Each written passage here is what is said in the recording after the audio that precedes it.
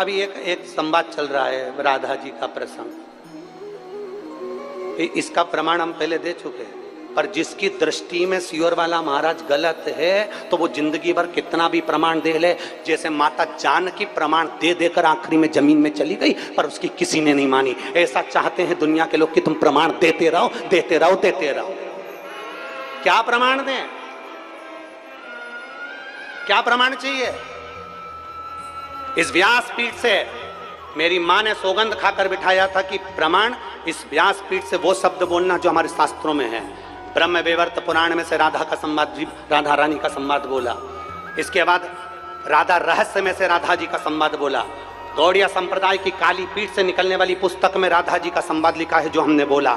और प्रसन्नता ब्रज 84 कोस में अनय घोष का मंदिर है, वहां जाकर दर्शन करो जावड़ गांव में, उसका प्रसंग कहा। उसके बाद कितना प्रमाण चाहिए तुमको? और बात है राधा रानी की, वो तो मेरी माँ है। मैंने इस व्यासपीठ पर बैठने से पहले बाल्यावस्था में 1999 में जब पहली कथा चालू करी थी, तब हमारे पास धन नहीं था। दूसरे की दुकान पर काम कर पैसा, जो 10 रुपए साइकिल से लिफाफे देने का जो पैसा मिलता था 10 रुपया, उससे हम जाकर पैसा लेकर, उस पैसे को लेकर राधा रानी की परिक्रमा करने जाते थे। 51 परिक्रमा मेरी राधा रानी बरसाने की करी है, और ना जाने कितनी परिक्रमा गोवर्धन नाथ जी की करी है। वो तो मेरी माँ है, उसके चरणों में तो मेरा शीश जिंदगी भर पड़ा रहे। और जिस दिन मेरी राधा रानी मुझको इशारा कर बुला ले कि मेरे चरणों का दास बन जा, यहाँ बैठकर मेरे दरवाजे की चाकरी करना, झाड़ू लगाना, तो झाड़ू लगाने के लिए तैयार हूँ। व्यासपीठ छोड़कर मेरी राधा रानी के चरणों में बैठ जाऊंगा। और माफी की बात करते हो, इस राधा रानी के चरणों में तो मेरी पूरी जिंदगी, मेरा खानदान और मेरा कुटुंब पड़ा है। क्योंकि देवी भागवत में लिखा है राधा शिव का अवतार और कृष्ण पार्वती का अवतार है। मेरे शंकर का स्वरूप मेरी राधा रानी, मेरे गोवर्धन नाथ, मेरा ब्रज उससे बिसराता नहीं है। भोले भाले ब्रज में रहने वाले ब्रजवासी इतने भोले हैं, जैसे भगवान कृष्ण के समय पर धेनु में, गायों में धेनु का सुर घुस गया था। और धेनु का सुर घुस गया, पूरी गायों को परेशान कर उनको भ्रमित कर तब भगवान कृष्ण पहचान गए थे कि धेनु का सुर है। कई ऐसे इन ब्रजवासियों को भ्रमित कर रहे हैं, क्योंकि ब्रजवासी बड़ा भोला होता है, बड़ा सहज होता है। हमने हमारी जिंदगी की जितनी परिक्रमा करी गोवर्धन नाथ जी की, उस परिक्रमा में 1 रुपया भी हमने कभी ब्रज के अंदर पैसा खर्च कर नहीं। हमने नियम लिया था कि ब्रज में जितनी परिक्रमा करेंगे ब्रजवासी से मांग कर करेंगे। मेरे गोवर्धन नाथ जी की परिक्रमा में जितने ब्रजवासी रहते हैं, सब पहचानते हैं सियोर वाले को कि बचपन से परिक्रमा करता है। जब चड्डी पहनता था हाफ, उस समय से परिक्रमा करता था और ब्रजवासियों से 2 रोटी मांगकर खा लेता था। मेरे ब्रजवासी इतने भोले होते थे कि बिठाकर छाछ भी पिलाते थे। आज उन ब्रजवासियों में कुछ लोग ऐसे घुस गए हैं जो इस शिवपुराण का विरोध करना चाहते हैं, इस व्यासपीठ का विरोध करना चाहते हैं, प्रदीप मिश्रा का विरोध करना चाहते हैं। वो लोग राधा रानी की आड़ में बदनाम करना चाहते हैं, और ब्रजवासी इतना भोला है कि वो समझ नहीं पा रहा। आप कहो जिस दिन राधा रानी के चरणों में आकर दंडवत कर लूं, आप बोलो जितने दिन तक राधा रानी के चरणों में पड़ा रहूं, मेरी माँ है वो, उससे मेरा बैर नहीं है। जो कुछ बोलूंगा प्रमाण से बोलूंगा, बिना प्रमाण के कुछ नहीं बोलूंगा। और जिस महाराज को प्रमाण चाहिए, कुबेरेश्वर धाम खुला पड़ा है, आ जाओ और प्रमाण लेकर जाओ। जिसको प्रमाण चाहिए, कुबेरेश्वर धाम खुला पड़ा है। राधा नाम क्या होता है? मेरे सीहोर की एक गली में जाकर पूछना कि राधा नाम कीर्तन कैसा कराया। राधा नाम क्या है? कई सालों से 51 परिक्रमा जब तक राधा रानी के बरसाने की करी, तो उतने वर्ष तक राधा नाम कीर्तन एक बच्चे के मुख पर राधा राधा जपा दिया। मेरी सिद्धपुर भूमि सीहोर का एक बच्चा जानता है कि राधा का नाम क्या है। वो वृंदावन नहीं गया, वो बरसाना नहीं गया, पर सीहोर को बरसाना बना दिया था। इतना राधा नाम जपाया है उस सीहोर की भूमि पर। तुम क्या सहज समझते हो? और सोशल मीडिया वाले सोचते हैं कि बदनाम करेंगे। अरे मेरे शंकर के भक्त हैं, ये तो राधा रानी की कृपा है।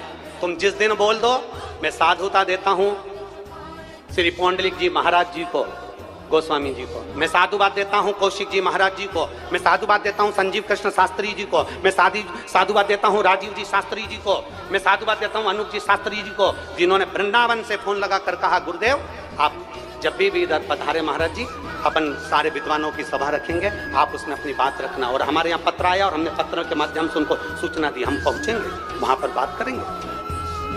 और इतने बड़े विद्वत संत हैं माननीय श्री प्रेमानंद जी महाराज, उनके चरणों को दंडवत करता हूँ।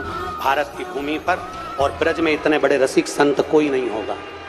ब्रज में इतने रसिक संत है प्रेमानंद जी महाराज, अगर वो एक फोन कर देते कि प्रदीप तुझे आना है, उनका ये दास दंडवत करता करता उनके चरणों में पहुंचता और उनसे बात करता रहा। एक बार कह देते, क्योंकि वो रसिक संत हैं, राधा रानी के परम भक्त हैं, भगवान कृष्ण के परम भक्त हैं। उनके लिए मेरे ये प्राण भी उनके चरणों में निछावर हैं। अगर वो बोलते तो मैं उनके चरण धोकर आचमन कर कर जवाब देकर आता। इतने रसिक संत हैं, उनका प्रणाम करता हूं मैं, उनको नमन करता हूं मैं, जिनकी जिह्वा पर इस बावरे का नाम तो आया, कैसे भी आया, कल्याण तो हो गया, नाम तो आया। और मेरे ब्रज के एक एक ब्रजवासी को नमन करता हूं, प्रणाम करता हूं। अगर मेरी वाणी से कोई चोट लगी हो तो मुझे क्षमा करिएगा, पर प्रमाण से कहा है और प्रमाण अपने पास रखूंगा और उस प्रमाण को जिंदगी भर रखूंगा। सत्य पर जिया हूं और सत्य पर जीऊंगा, क्योंकि मेरा शंकर सत्यम शिवम और सुंदरम वाला है। और आपसे भी निवेदन करता हूं, जितने भारत की भूमि के जितने देश के लोग कथा सुन रहे हैं, एक बार ब्रज में जाना तो जाकर रावल गांव का दर्शन करना, जहां राधा जी का जन्म हुआ है। जाना तो बरसाने का दर्शन करना, जहां राधा रानी पहुंची हैं। मेरी रावल में राधा रानी जी का जन्म हुआ, उनको वहां पर लाडली कहा जाता था। जब राधा जी बड़ी हो गई, साल निकल गया, तब राधा जी बरसाने में पहुंची हैं। और बरसाने में पहुंची तो उनको किशोरी जी कहा गया, क्योंकि किशोर अवस्था में पहुंची थी। जब तक रावल में रही तब तक वो लाडली थी, बरसाने पहुंची वो किशोरी हो गई, क्योंकि किशोर अवस्था में पहुंची हैं। उनको समझना, बरसाने की एक एक रच को समझना, एक एक ब्रज 84 को उसकी रच को समझना कठिन काम है महाराज। अच्छे अच्छे ब्रह्मा तक चले गए, धक्के खाकर ब्रज की लीला को नहीं समझ पाए। समझना बहुत कठिन है, समझिए जरा जाकर।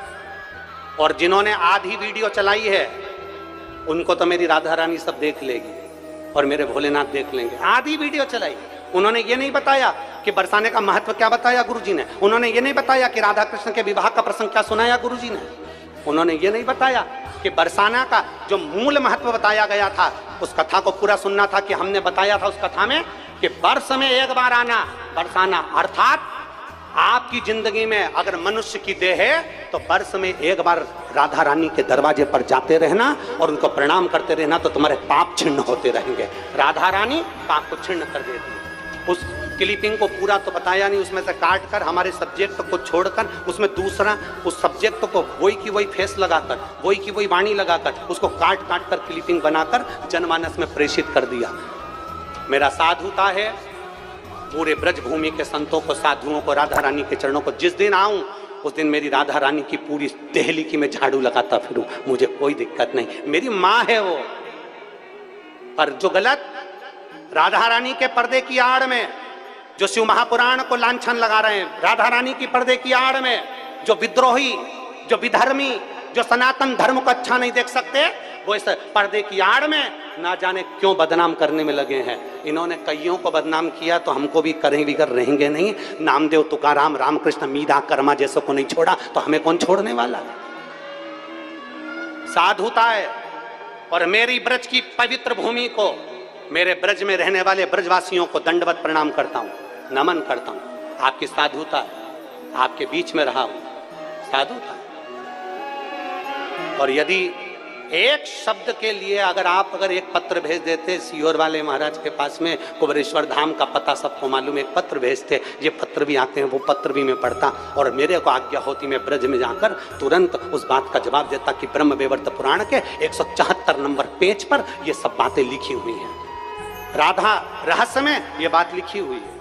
मैं कहता गौड़िया संप्रदाय के काली पीठ से निकलने वाली पुस्तक में ये बात लिखी। और ये भी नहीं मानना तो ब्रज की जावट गांव जाइए, जहां पर राधा जी का पूरा आनंदमय सुख आपको मालूम पड़ जाएगा कि विवाह का प्रसंग कहां है। हम भी मानते हैं, माँ है हमारी, और मेरी माँ कभी बुरा नहीं करती है। बोल राधा रानी सरकार की जय। जय श्री राधा।